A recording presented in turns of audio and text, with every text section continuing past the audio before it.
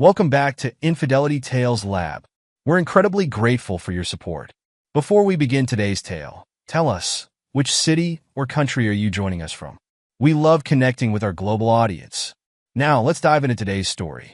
Nathan Steele sat in his downtown Boston office, surrounded by multiple monitors displaying security feeds from various client locations.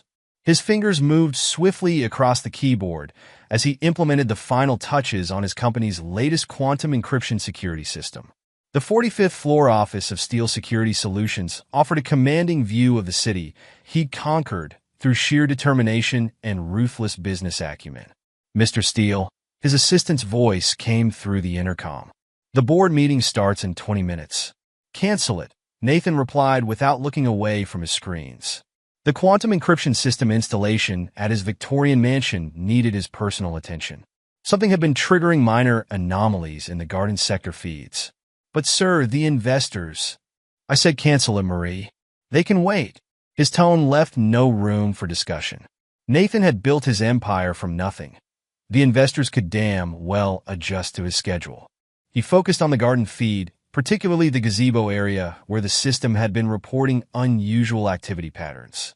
The quantum encryption technology was revolutionary, far beyond what any competitor could offer. It didn't just secure the premises. It created an impenetrable digital fortress that could detect the slightest irregularity in behavioral patterns. The feed from the gazebo suddenly came alive. Victoria, his wife of 15 years, appeared on screen, leading their 12-year-old twins, Alexander and Audrey, by their hands. Something about her movement patterns seemed off, too purposeful, too rehearsed. Nathan adjusted the audio sensitivity. "Sit down, darlings." Victoria's voice came through with crystal clarity. "There's something important we need to discuss." The twins settled onto the gazebo bench, their private school uniforms impeccable as always. Alexander's tie matched his sister's hair ribbon. Victoria's touch, no doubt. "Is this about Dad working late again?" Audrey asked, her young face showing concern. Victoria's laugh carried a sharp edge Nathan had never noticed before. "No, sweetheart. This is about your real father." Nathan's fingers froze above the keyboard. The quantum encryption system's anomaly detection hadn't failed. It had captured something far more significant than a security breach. "What do you mean? Real father?" Alexander's voice cracked slightly. "Judge Robert Hawthorne. He's handling Daddy's murder case." Victoria's words sliced through Nathan's world. "Murder case? What murder case?" Audrey's voice trembled. Victoria leaned forward, her designer dress rustling against the gazebo's wooden bench. "Listen carefully, both of you. Everything I'm about to tell you is very important. Judge Hawthorne and I have been planning this for years. Nathan Steele isn't your biological father. Robert is. And soon, Nathan will be arrested for murder." Nathan's jaw clenched as he watched his wife detail her betrayal to their children. No, not his children. The twins he'd raised, loved, and protected for 12 years belonged to another man. "But why do we need to frame him?" Alexander asked, his voice barely a whisper. "Because, darling, once he's in prison, everything becomes ours. The company, the houses, the accounts, everything. Your real father made sure the case would come to his court. Nathan's going away for a very long time, and will finally be a proper family." Nathan's hand moved to his desk drawer, removing a small recording device. Every word was being captured, encrypted, and stored on secure servers, but redundancy had always been his policy. Betrayal required evidence, and evidence demanded backup. A notification popped up on one of his secondary monitors. Rebecca Martinez, his newly hired CFO, was requesting an urgent meeting. Nathan's finger hovered over the intercom button before pressing it. "Marie, send Ms. Martinez in." Rebecca entered his office carrying a thick folder, her expression grave. "Mr. Steele, I found something concerning in our financial records." "Close the door, Ms. Martinez." Nathan gestured to the chair across from his desk, his eyes still fixed on the gazebo feed where Victoria was now hugging the twins. Rebecca settled into the chair, spreading documents across his desk. "Someone has been creating false records of illegal weapons sales under your name. The transactions date back 3 years, but they've been carefully hidden beneath layers of legitimate business dealings. Nathan finally turned away from the monitors, focusing his full attention on the financial documents. The fabricated weapon sales had been crafted with impressive attention to detail, professional work that would stand up to cursory investigation. "How did you find these?" Nathan's voice remained steady, controlled. "I developed specialized auditing software for my previous firm. When you hired me last month, I implemented it here as part of my standard procedures." Rebecca pointed to specific transactions. The pattern emerged during last night's deep scan. "Mr. Steele, someone with intimate knowledge of your business operations has been setting you up for years." Nathan's laugh was cold, devoid of humor. "Tell me, Ms. Martinez, what made you decide to bring this directly to me instead of to our legal department?" Rebecca met his gaze without flinching. "Because the timestamps on these fraudulent entries coincide with regular meetings between your wife and Michael Preston, your company counsel." "Interesting." Nathan turned back to the gazebo feed, where Victoria was now leading the twins back toward the house. "How much would it take to buy your silence, Ms. Martinez?" "Excuse me? Name your price." "Everyone has one." His tone was clinical, measuring. Rebecca stood up, gathering her documents. "Mr. Steele, I came to you because I believe in doing what's right.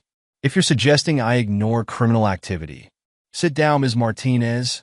Nathan's command carried the weight of years of authority. "I needed to know if you could be bought. You passed the test. Now, let's discuss how we're going to handle this situation." Rebecca slowly lowered herself back into the chair. "You knew about this already? As of 10 minutes ago, I discovered my wife conspiring with Judge Robert Hawthorne to frame me for murder while informing my children that he's their biological father."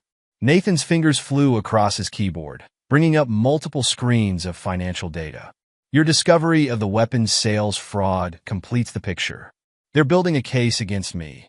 Murder, illegal weapons trading, probably more we haven't uncovered yet.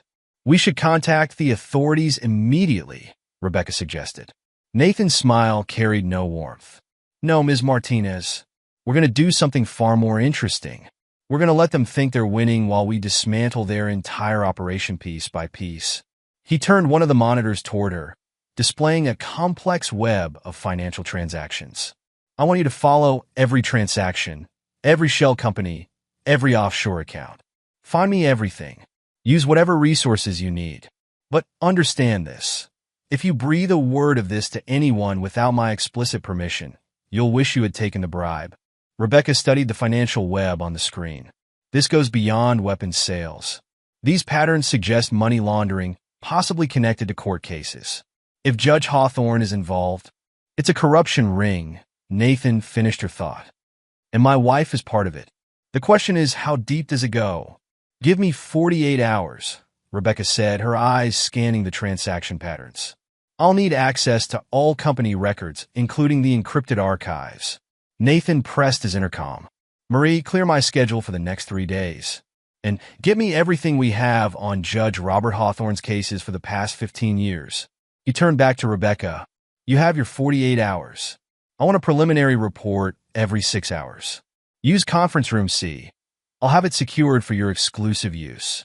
If anyone asks, you're conducting a standard audit review." As Rebecca left his office, Nathan turned back to the security feeds. Victoria was now in her home office, speaking on her phone in what she thought was a secure line. Thanks to his quantum encryption system, every word was being recorded and analyzed. "It's done, Robert." Victoria's voice came through clearly. "The kids took it better than expected. Nathan doesn't suspect a thing. Once the contractor's death is linked to him, everything else will fall into place."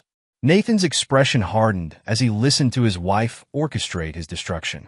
The betrayal ran deeper than he had imagined, but that would make his revenge all the sweeter.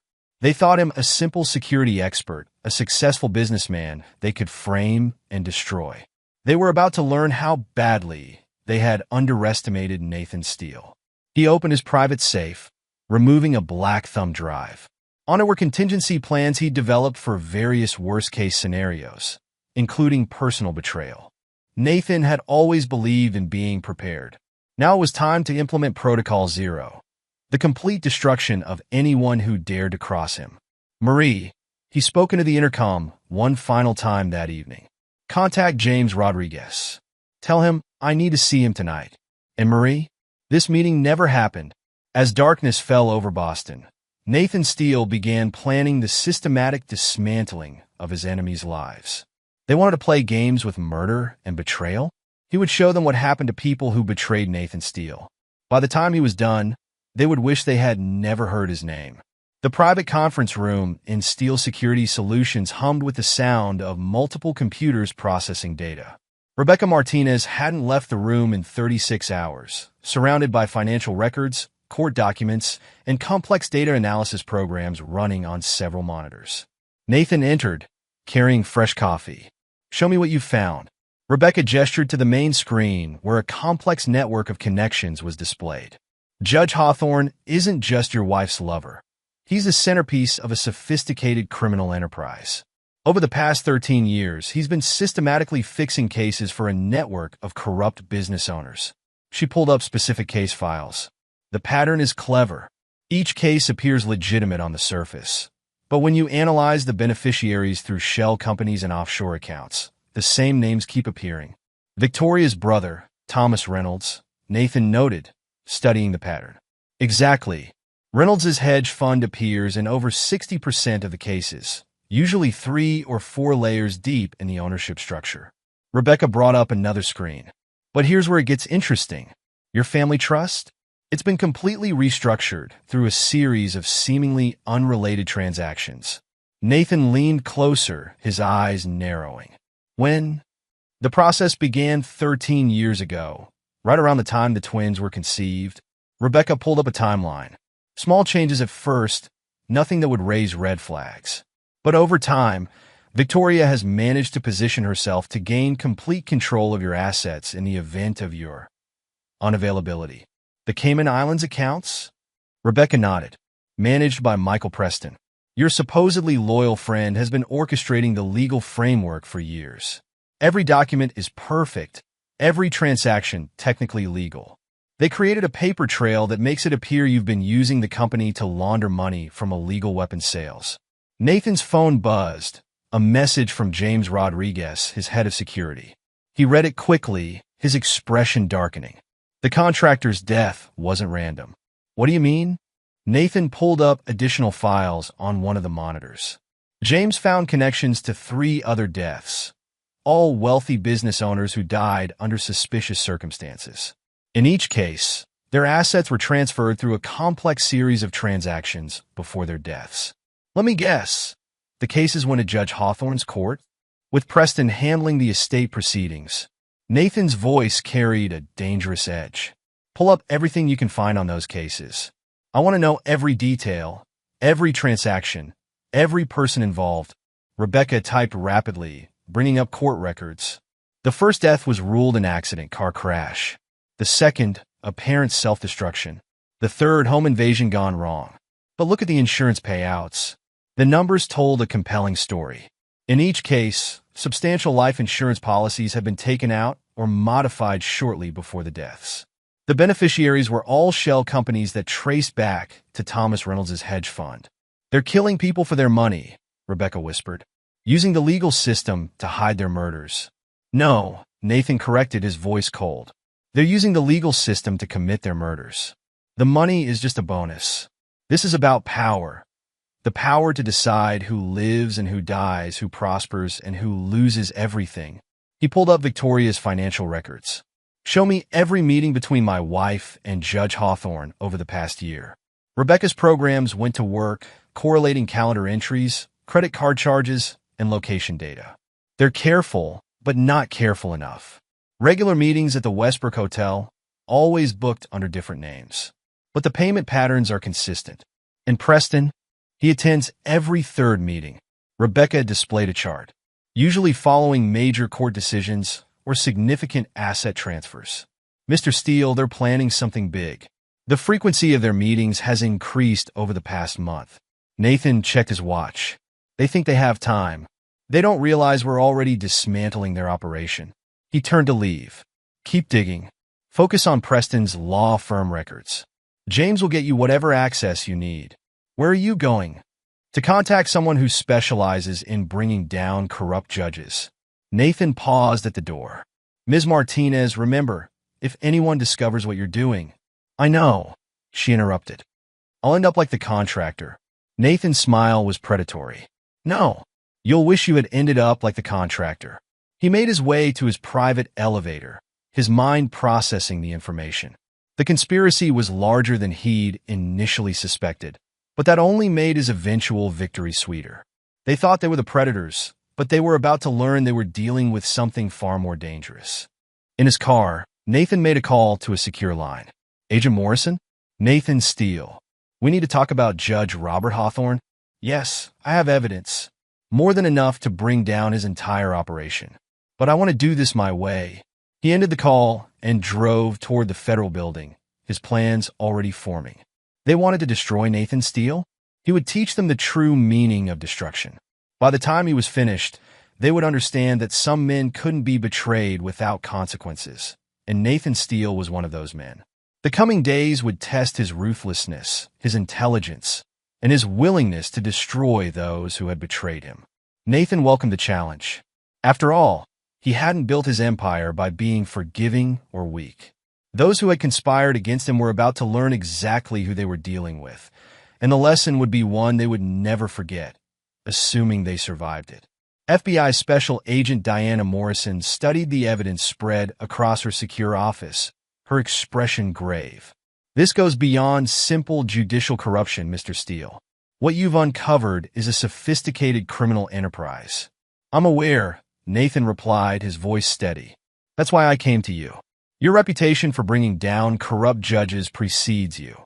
Morrison gestured to her colleague, who had been silently observing from the corner. This is Agent Carlos Ramirez.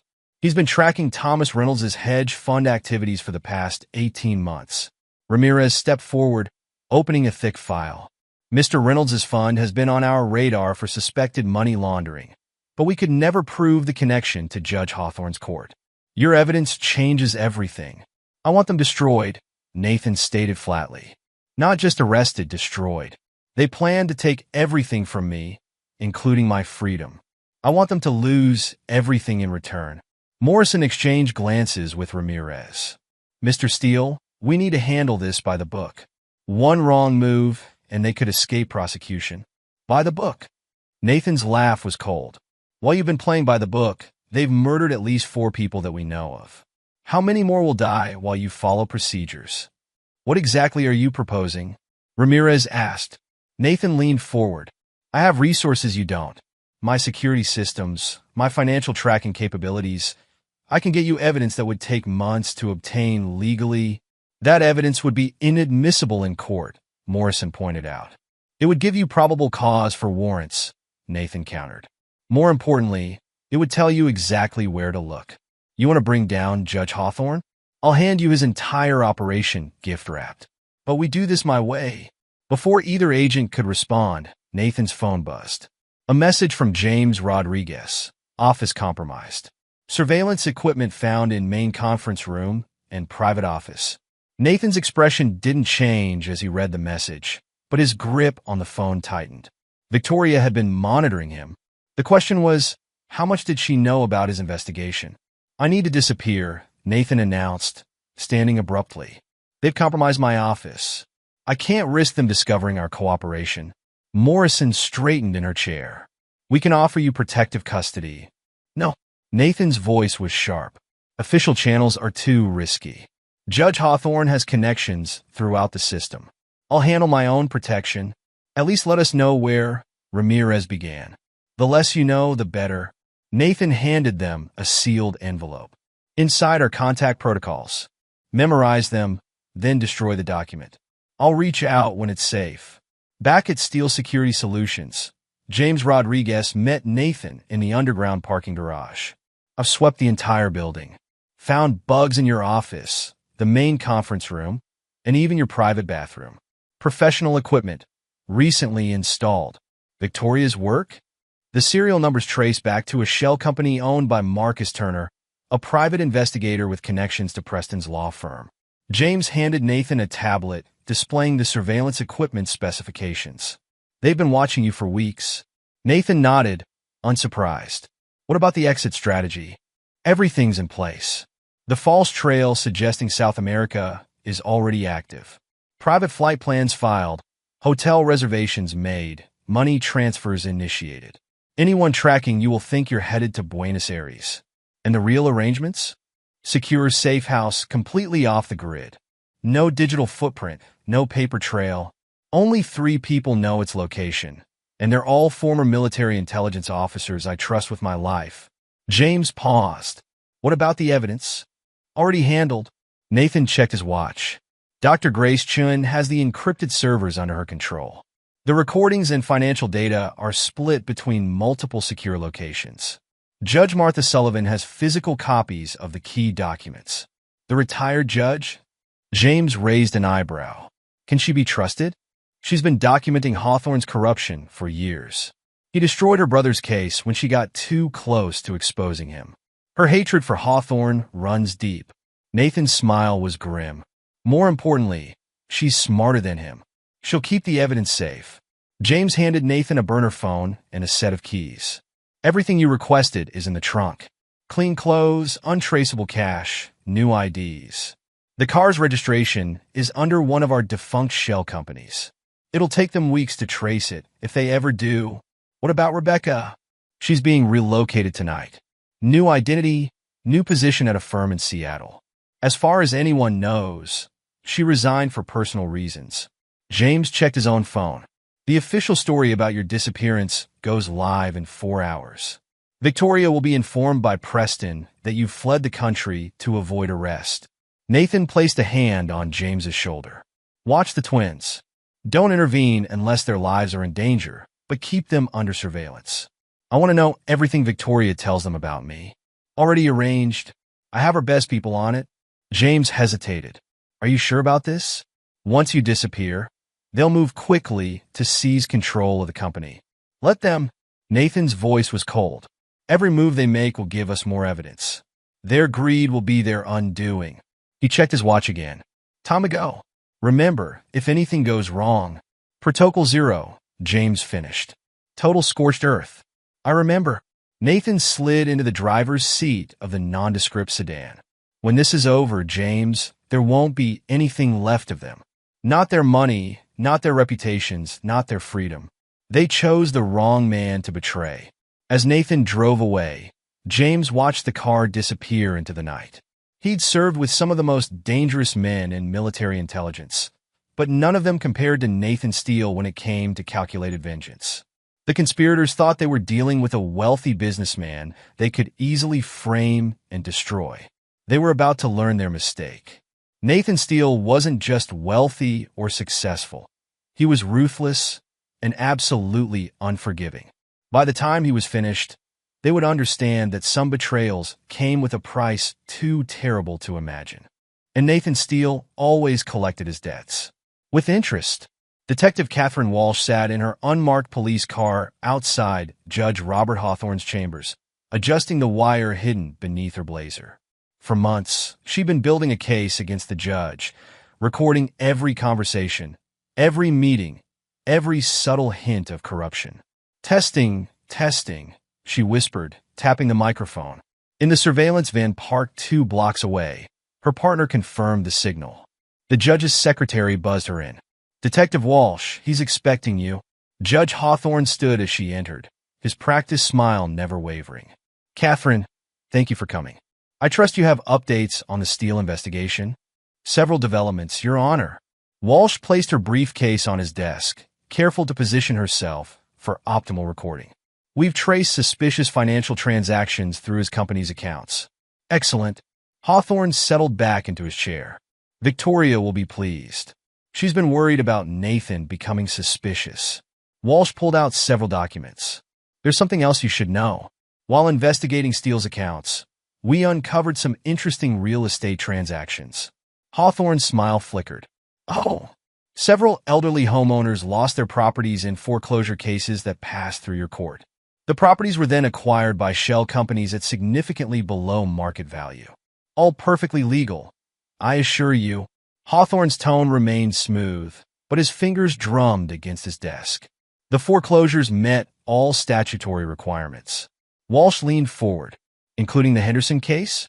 Margaret Henderson, 82 years old, lost her family home of 50 years. The property was acquired by Reynolds Investment Group 2 days later. Thomas Reynolds is a legitimate businessman who happens to be your mistress's brother. Walsh laid out more documents. The same pattern appears in dozens of cases. Elderly victims, rush foreclosures, properties snapped up by Reynolds' companies. Hawthorne's expression hardened. Detective, you seem to be implying something inappropriate about my judicial conduct. Not implying, Your Honor. Stating. Walsh met his gaze. We have evidence of systematic fraud targeting vulnerable elderly homeowners. The question is, how deep does it go? The judge stood abruptly. I think this meeting is over. Remember who signs your department's warrants, detective? Threatening a police officer? Robert? Walsh's smile was sharp. That's not very judicial. Before Hawthorne could respond, his phone buzzed. He glanced at the screen, his face paling slightly. Ow! Now! In the hallway, Walsh pressed a button on her phone, signaling her partner to save and encrypt the recording. The judge's reaction to the real estate fraud questions had been more revealing than she'd anticipated. Meanwhile, across town, Thomas Reynolds' hedge fund empire was beginning to crumble. Olivia Parker, his assistant of 5 years, sat at her desk reviewing documents that would destroy her boss and protect her own life. The SEC whistleblower submission form glowed on her screen. Attached were hundreds of files detailing years of fraud, fabricated investment returns, misappropriated client funds, money laundering operations disguised as legitimate trades. A message appeared on her secure email. Ms. Parker, your connection to James Morrison's death has been documented. Submit the evidence as discussed. Protection arrangements are in place. A friend. Olivia's hands trembled as she clicked send.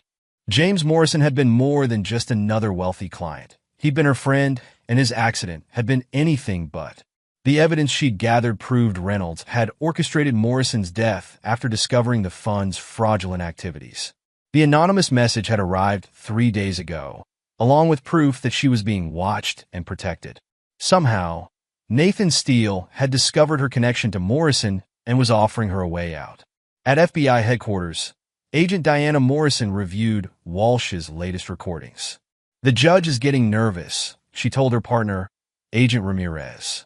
The real estate fraud angle rattled him. It should, Ramirez replied, spreading out financial documents. Look at this pattern. Every elderly victim who lost their home had substantial equity. The properties were acquired for pennies on the dollar through rigged foreclosure auctions, and Reynolds' companies flipped them for massive profits. Morrison pulled up more files. But here's what's interesting. Victoria Steele appears in these transactions too, buried under layers of shell companies.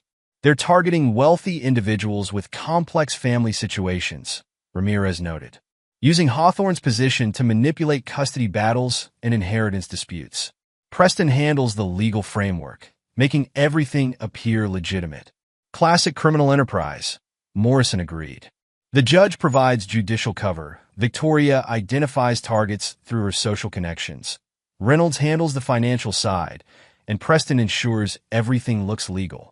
Nathan Steele really married into a crime family, Ramirez mused. Morrison shook her head. No, they married into him. Big mistake. A secure message flashed on her screen, updates from their surveillance teams. Victoria Steele had just left another meeting with Preston at his law firm.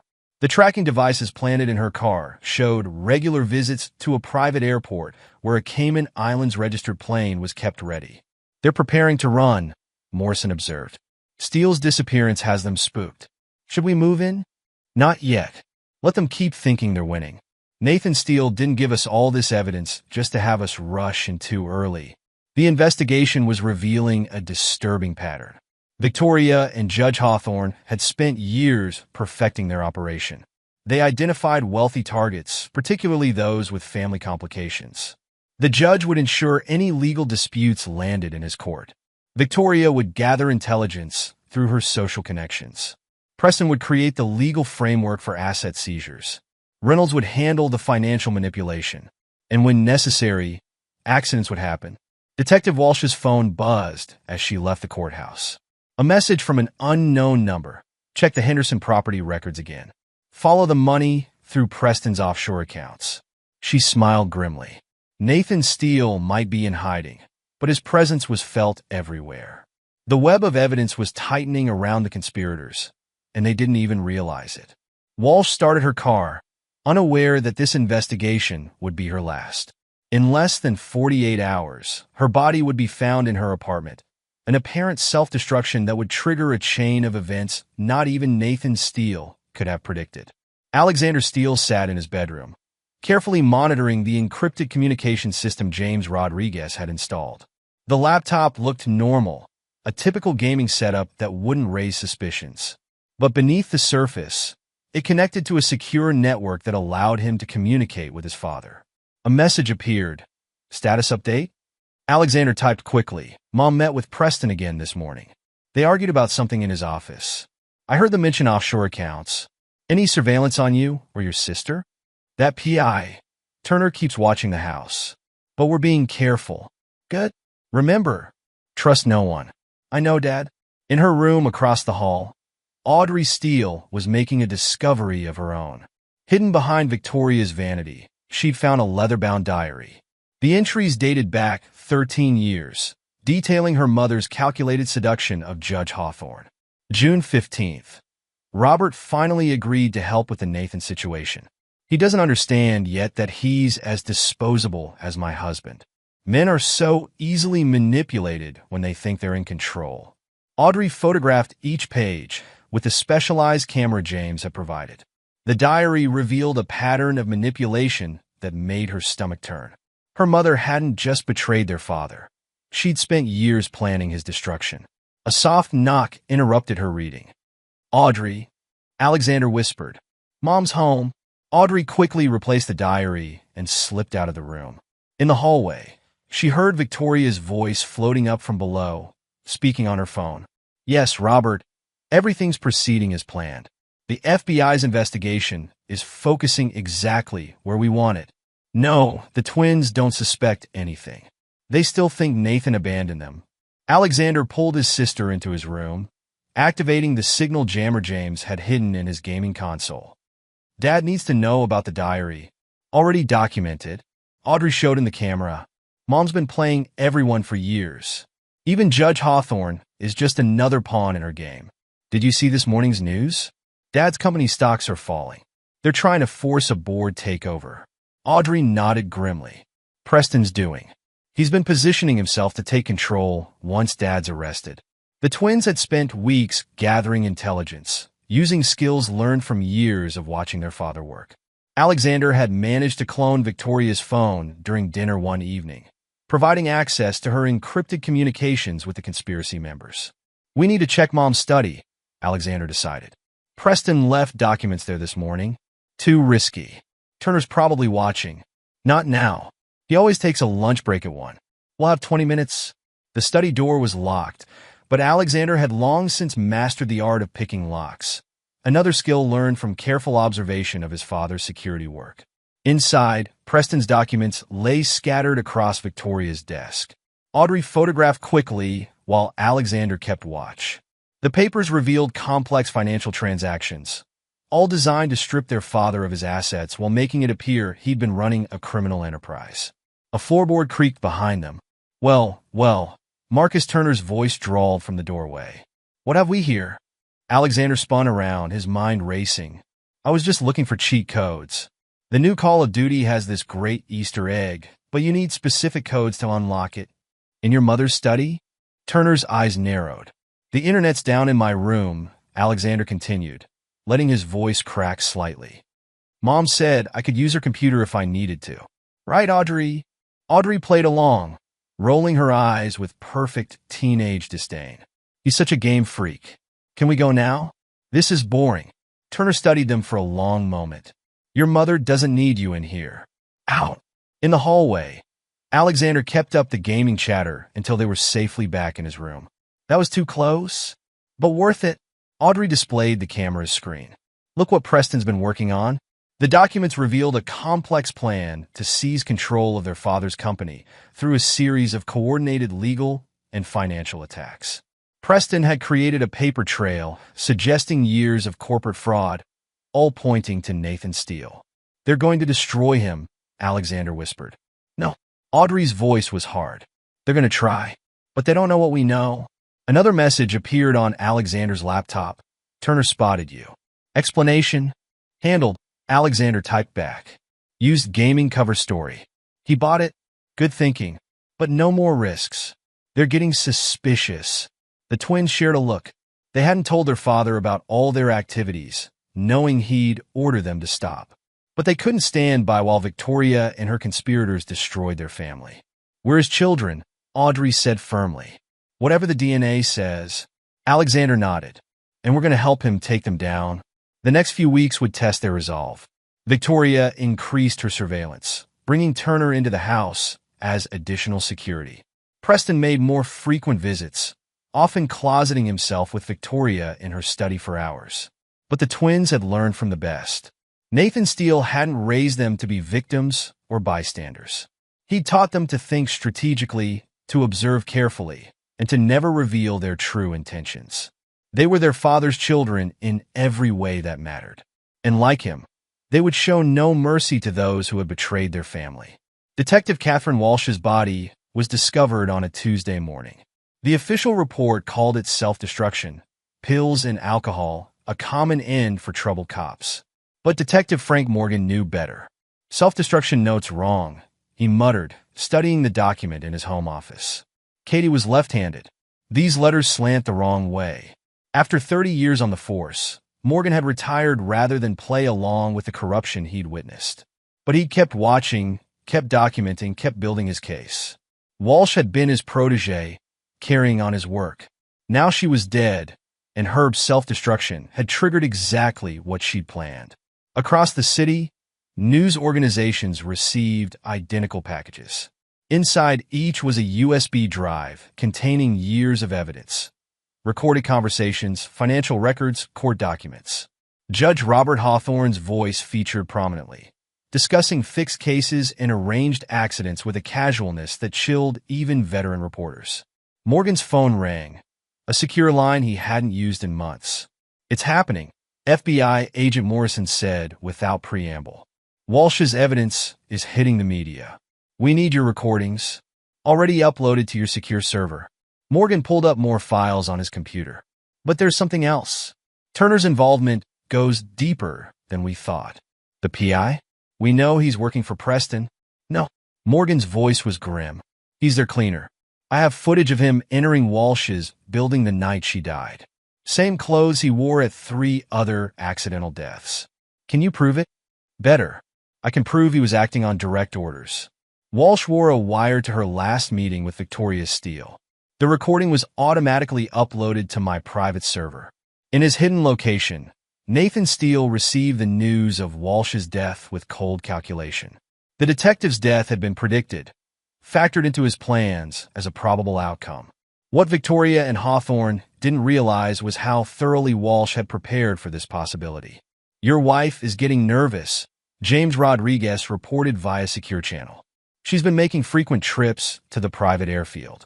Preston's moved most of his liquid assets offshore. And the judge? Still playing his role, but he's documenting everything. Wearing a wire to meetings, keeping records. He thinks it's insurance." Nathan's laugh was without humor. "He's building evidence against himself. Typical judicial arrogance. Thinking he's the smartest person in the room." The conspiracy's response to Walsh's death was predictable. Victoria accelerated their plans to frame Nathan. Preston filed emergency motions to freeze company assets. Turner increased surveillance on the twins. What they didn't expect was James Rodriguez's arrest. "Breaking news," the television announced.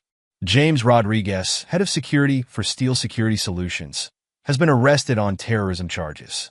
Documents link him to extremist groups. Victoria allowed herself a small smile as she watched the news. Rodriguez had been too loyal to Nathan, too dangerous to their plans. The fabricated evidence linking him to terrorist organizations would ensure he spent years in federal prison. But the conspiracy's victory was short-lived.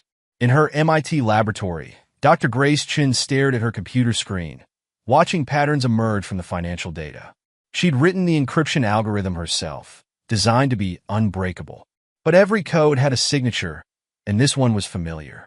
"Found you," she whispered, tracing the pattern through dozens of fraudulent transactions. Every digital forgery, every falsified record, every fabricated document, all carried the same encrypted signature, and all led back to a hidden server in Preston's law firm. The conspiracy had overplayed their hand. In trying to destroy Nathan Steele's allies, they'd exposed their own vulnerabilities. Walsh's death had scattered seeds of evidence across the city. Rodriguez's arrest had drawn federal attention to their fabricated terrorism claims. And in the shadows, Nathan Steele watched it all unfold according to plan. Every move they made drew them deeper into his trap. Their arrogance, their greed, their belief in their own invulnerability, all would contribute to their downfall. They thought framing James Rodriguez would weaken Nathan's position. Instead, it gave federal agencies probable cause to investigate the source of the terrorism claims. They believed killing Catherine Walsh would silence her. Instead, her death released evidence she'd spent months preparing. The game was entering its final phase. Victoria and her conspirators had played their cards, thinking they held the winning hand. They didn't realize they were playing by Nathan's rules, following a script he'd written the moment he discovered their betrayal. Soon, they would understand exactly who they were dealing with. Nathan Steele hadn't built his empire by being forgiving. He hadn't succeeded by showing mercy to his enemies. And he certainly hadn't survived by leaving betrayal unpunished. Dr. Chen's discovery of the encrypted signature threatened to unravel everything Preston had built.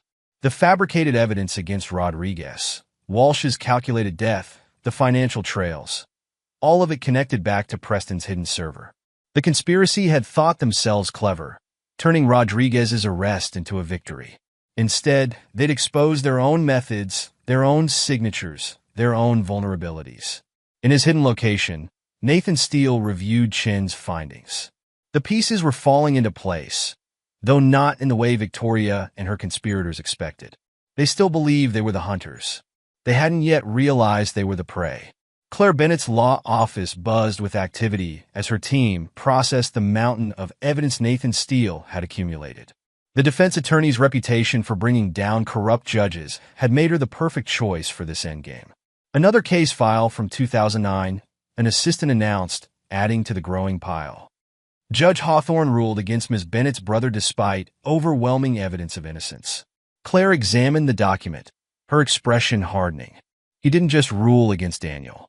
He deliberately misconstrued evidence to ensure a guilty verdict. Nathan Steele stood by the window, watching the teamwork. After months in hiding, he'd emerged with a devastating arsenal of evidence that would destroy everyone who had betrayed him. "Tell me about the brothers' case," he prompted.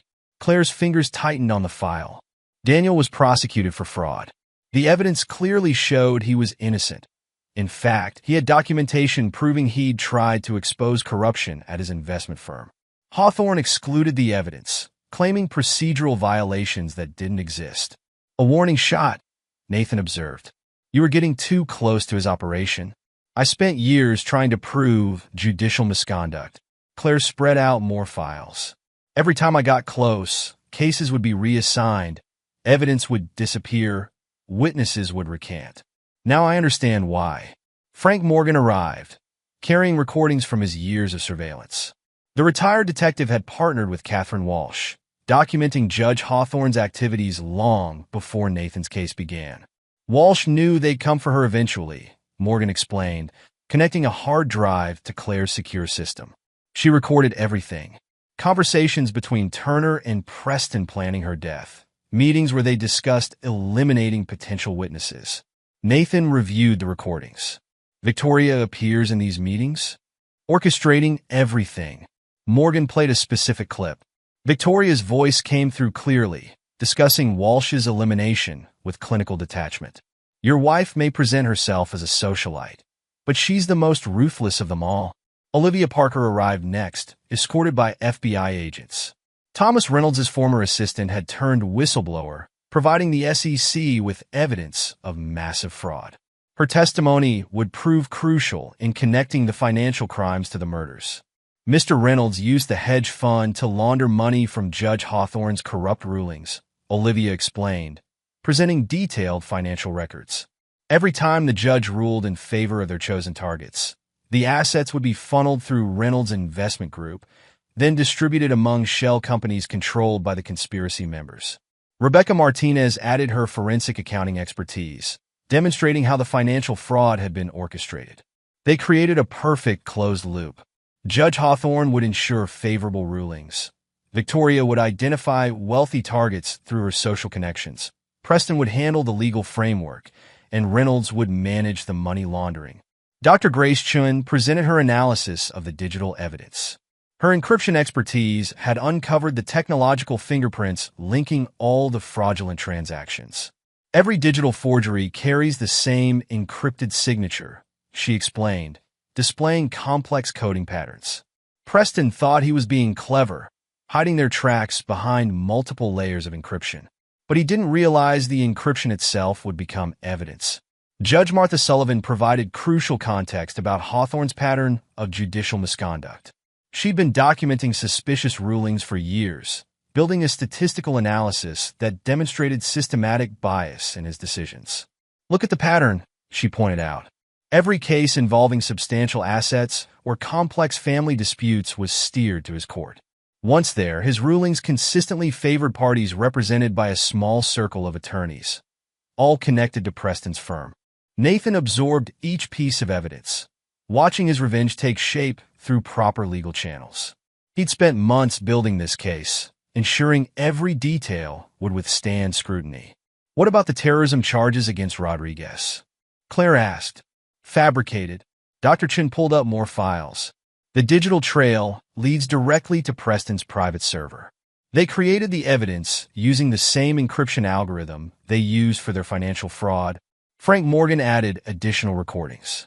Walsh documented Preston's meetings with the FBI agents who arrested Rodriguez. They're both on Reynolds' payroll. And those agents? Nathan inquired. Already under internal investigation, Claire confirmed. The FBI's anti-corruption unit has been building a case for months. Rodriguez will be released within days. The evidence was overwhelming, attacking the conspiracy from every angle. Financial records proved money laundering.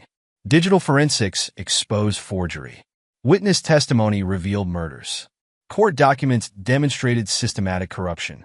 They'll try to claim I orchestrated this as revenge, Nathan noted. Claire's smile was predatory. Let them. Every piece of evidence comes from independent sources. Walsh's investigation predates your case. Morgan's recordings span years. Sullivan's statistical analysis covers a decade of judicial misconduct. They can claim conspiracy all they want. The evidence speaks for itself. The team worked through the night, organizing the case for maximum impact. Nathan watched them build the legal framework that would destroy his enemies, appreciating the irony. Victoria and her conspirators had tried to use the legal system to destroy him. Now that same system would ensure their downfall. File everything tomorrow, he instructed Claire. I want them caught completely off guard. They'll be arrested within hours of the filing, she confirmed. The warrants are ready. The FBI teams are in position. Once we move, they won't have time to hide or destroy evidence. Nathan nodded, satisfied. Months of careful planning were about to pay off. His enemies thought they were clever, but they'd never understood what they were dealing with. Nathan Steele didn't just seek revenge. He sought absolute destruction of those who had betrayed him. And tomorrow, that destruction would begin. The courthouse buzzed with activity as federal agents led the conspirators into the main courtroom. Victoria Steele's usual poise cracked slightly as she noticed Nathan sitting in the front row, his expression impassive as he watched his wife being led and wearing handcuffs. Judge Robert Hawthorne entered next, his judicial robes replaced by a prison jumpsuit. The man who had presided over countless corrupt rulings now faced judgment himself. Michael Preston attempted to maintain his attorney's composure, but his eyes darted nervously around the courtroom. The evidence from his law firm server had exposed every aspect of their criminal enterprise. All rise, the bailiff announced as Judge Sarah Chun took the bench. The United States District Court for the District of Massachusetts is now in session. The prosecutor rose, presenting the government's case. Screen displays showed financial records, surveillance photos, transcripts of recorded conversations. The evidence will show, she announced, a criminal enterprise that corrupted our judicial system, murdered innocent citizens, and stole millions through fraudulent court rulings. Victoria's testimony came first. Under cross-examination, her carefully constructed image crumbled. The prosecution played recordings Alexander and Audrey had gathered. Conversations where she detailed manipulating the family trust, planning Walsh's murder, orchestrating Nathan's frame-up. "Did you order Marcus Turner to eliminate Detective Walsh?" the prosecutor asked. "I invoke my Fifth Amendment right," Victoria replied, but her composed expression slipped when more recordings played. Her own voice discussing Walsh's elimination with clinical precision. Judge Hawthorne fared no better. His own recordings, intended as insurance, instead documented years of judicial corruption. Transcripts showed him discussing fixed cases, arranged accidents, manipulated rulings. "Your Honor," the prosecutor addressed him, deliberately using his former title. "Did you knowingly accept bribes to fix cases in your courts?" Hawthorne glanced at his attorney, who nodded slightly. "I wish to cooperate with the investigation," he announced, clearly hoping to mitigate his sentence. Preston attempted to flee during a court recess. Federal agents intercepted him at a private airfield, catching him boarding a plane to a non-extradition country. His capture only added evidence of consciousness of guilt. Marcus Turner, facing multiple murder charges, broke under interrogation. His testimony detailed every murder, every covered-up crime, every act of violence committed on behalf of the conspiracy. "Mrs. Steele ordered the hits," he testified. "She would provide the targets, and Preston would handle the payoffs through offshore accounts." The evidence Nathan had gathered proved devastating. Financial records showed money laundering through Reynolds's hedge fund. Digital forensics exposed years of forged documents. Witness testimony revealed murders disguised as accidents. Victoria attempted one final gambit. "Your Honor," she addressed Judge Chun, "my husband orchestrated this entire case as revenge. He's manipulated evidence, coerced witnesses." "Mrs. Steele," the judge interrupted, "the evidence against you comes from multiple independent sources, most predating your conspiracy against your husband. Detective Walsh's investigation began 3 years ago. Judge Sullivan's documentation spans a decade. The FBI's Financial Crimes Unit has verified every transaction. Your attempts to deflect responsibility only demonstrate consciousness of guilt." The trial lasted weeks, each day bringing new revelations. Victoria's carefully constructed image of a socialite wife crumbled as evidence exposed her as the operation's mastermind. Judge Hawthorne's reputation for judicial integrity dissolved under mountains of proof of corruption. Preston's legal expertise proved useless against the overwhelming evidence from his own servers. Every digital forgery, every falsified document, every fabricated charge carried the same encryption signature Dr. Chun had uncovered. Thomas Reynolds turned state's evidence, hoping to avoid a life sentence. His testimony exposed the financial machinery that had enabled their crimes. Every corrupt ruling, every seized asset, every murdered victim had generated profits laundered through his hedge fund. The jury deliberated for less than 6 hours. On the charge of first-degree murder, how do you find the defendant Victoria Steele? Guilty. On the charge of conspiracy to commit murder? Guilty. The verdicts continued, a litany of guilt for every defendant. Judge Chen's sentences reflected the magnitude of their crimes. Victoria Steele, for your role in orchestrating multiple murders, corruption of the judicial system, and widespread financial fraud, you were sentenced to life imprisonment without possibility of parole. Judge Hawthorne received 40 years. Preston's attempted flight earned him a 30-year sentence. Turner's cooperation slightly reduced his term, but his role in multiple murders ensured he would never see freedom again. Nathan watched the sentencing without expression, his revenge complete. They had tried to destroy him through the legal system. Instead, that same system had ensured their destruction. The headline in the Boston Globe read, "Judicial Corruption Ring Dismantled. Prominent Judge socialite wife, attorney sentenced in massive criminal enterprise. Nathan Steele sat in his office, reviewing the final damage assessments. His civil suit had recovered $7 million in stolen assets, less than initially estimated, but the money had never been his primary goal. The foundation paperwork is ready, Diana Morrison announced, entering with a thick folder. After the trial, she'd agreed to help establish an organization dedicated to exposing judicial corruption. Good. Nathan signed the documents. Use the recovered funds to start investigating similar cases nationwide. Walsh's death shouldn't be in vain. The twins, Alexander and Audrey, entered next. At 15, they carried themselves with the maturity forced by recent events. Have you decided about custody? Alexander asked directly. Nathan met their gaze. The DNA tests had confirmed what Victoria had revealed. Judge Hawthorne was their biological father. But biology wasn't the only consideration. I'm establishing trust funds for both of you, he explained.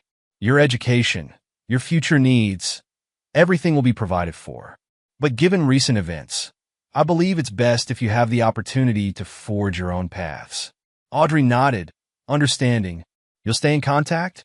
Always.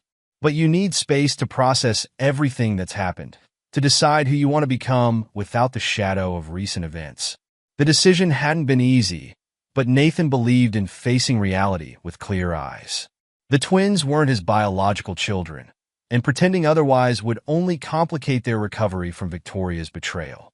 The scandal had sparked widespread judicial reform in Massachusetts. New oversight committees were established, case assignment procedures were reformed, financial disclosures were enhanced. Steele Security Solutions adapted, expanding into a new division specializing in exposing corruption in the legal system. Nathan's expertise in surveillance and financial tracking proved invaluable in uncovering similar schemes nationwide. Years passed. Alexander graduated law school, becoming an advocate for judicial reform. Audrey followed in Nathan's footsteps, using her security expertise to protect others from similar conspiracies. The price of betrayal, as the case became known, served as a warning throughout the legal community. Nathan Steele had demonstrated that corruption, no matter how well hidden, could be exposed and punished. He never remarried, focusing instead on his mission to protect others from similar betrayals. The foundation he'd established with Diana Morrison exposed dozens of corrupt judges, leading to numerous investigations and convictions. Victoria and her conspirators learned the hard way that Nathan Steele's revenge, when it came, was both legal and devastating. Their betrayal had transformed him from a successful businessman into a crusader against corruption. But more importantly, it had proven that true justice, while sometimes delayed, was inevitable when pursued with unwavering determination and ruthless precision. The final ledger was simple. They had tried to destroy Nathan Steele through corruption of the legal system. Instead, he had used that same system to destroy them completely legally and irrevocably. Justice, in the end, had prevailed, and Nathan Steele had proven that betrayal always carried a price he would ensure was paid in full, with interest. Epilogue. 10 years later. Victoria Steele stared at the concrete walls of her maximum security cell in FCI Waseca. 10 years of incarceration had stripped away her carefully maintained appearance. Her designer clothes were replaced by prison orange, her manicured hands roughened by mandatory labor. At 52, she faced another lifetime behind these walls. The guard passed her monthly report from the outside. Her assets, all of them, remained frozen. Nathan's legal team had ensured every penny she'd stolen was traced and seized. Even the offshore accounts she'd thought untouchable had been emptied. Visitor for you, Steele, the guard announced. Alexander stood on the other side of the glass, now 25 and wearing a prosecutor's badge. He didn't reach for the phone immediately, letting her wait. Hello, Mother. He finally spoke into the receiver. I'm here about the Henderson Estate appeal. Victoria's hands trembled. You're working on that case? I'm leading the prosecution task force re-examining all of Hawthorne's cases. We're making sure every victim gets justice. Alexander's voice carried the same cold precision she remembered from Nathan, including the families of those you murdered. I never killed. Save it. Turner's latest confession gave us 3 more bodies. Alexander placed a document against the glass. Sign this. It releases the last of your hidden assets to the Victim Compensation Fund. And if I refuse, then I'll personally ensure you spend the remainder of your sentence in solitary. His smile was pure Nathan Steele. Your choice. 2 floors below, in the minimum security wing, Judge Robert Hawthorne shuffled through the prison library where he'd been assigned to work. His 40-year sentence had been extended after new evidence emerged, ensuring he would die behind bars. His former court clerk visited occasionally, keeping him updated on the changes his case had sparked. The Massachusetts judiciary had been completely overhauled. Every case he'd ever ruled on was being reviewed. Families he'd destroyed were finding justice. Preston hadn't fared any better.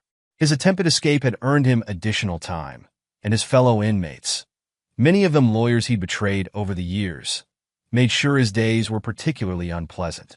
Last month, he'd been found unconscious in the prison bathroom, though no one had seen anything. Thomas Reynolds served his reduced sentence in a federal facility in Colorado. His cooperation had spared him a life term, but the SEC had ensured he would never work in finance again. Every penny of his hedge fund had been confiscated, leaving him destitute upon his eventual release. Marcus Turner's testimony had earned him witness protection, but his freedom was limited. Weekly check-ins, monitored communications, restricted movement. He lived in constant fear that one of his former associates would find him. Meanwhile, Nathan Steele's empire had grown. Steele Security Solutions had expanded internationally, specializing in exposing corruption in legal and financial systems. The company's quantum encryption technology had become the global standard for secure communications. The Steele Foundation, established with the recovered assets, had exposed corrupt judges in 27 states.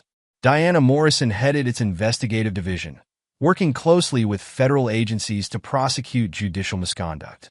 Dr. Grace Chin's encryption analysis tools, developed during the investigation, had revolutionized digital forensics. She now led Steele Security's cybersecurity division, training a new generation to fight digital corruption. James Rodriguez, fully exonerated, had built the company's new judicial investigation unit. His team specialized in protecting whistleblowers and gathering evidence against corrupt officials. Their conviction rate was perfect. Rebecca Martinez's financial forensics methodology had become required study in accounting programs nationwide. She'd written a textbook on detecting judicial corruption through financial analysis, dedicated to Catherine Walsh's memory. Judge Martha Sullivan, though retired, served as a special advisor to the Judicial Reform Committee. Her statistical models for detecting patterns of corrupt rulings had been adopted by court systems across the country. Frank Morgan had found purpose in training new investigators at the Steele Foundation.